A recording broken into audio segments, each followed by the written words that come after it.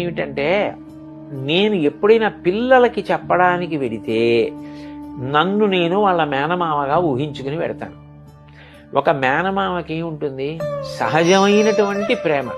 అయ్యో వీడు నా అక్క కొడుకు, వీడు నా చెల్లెలి కొడుకు, వీడు బాగుపడాలి కాబట్టి వీడికి అనునయంగా చెప్దాం, వీడికి 4 మంచి మాటలు చెప్దాం, ఇవాళ చెప్దాం, రేపు చెప్దాం, ఎల్లుండి చెప్దాం, వీడి తలకెక్కుతాయి.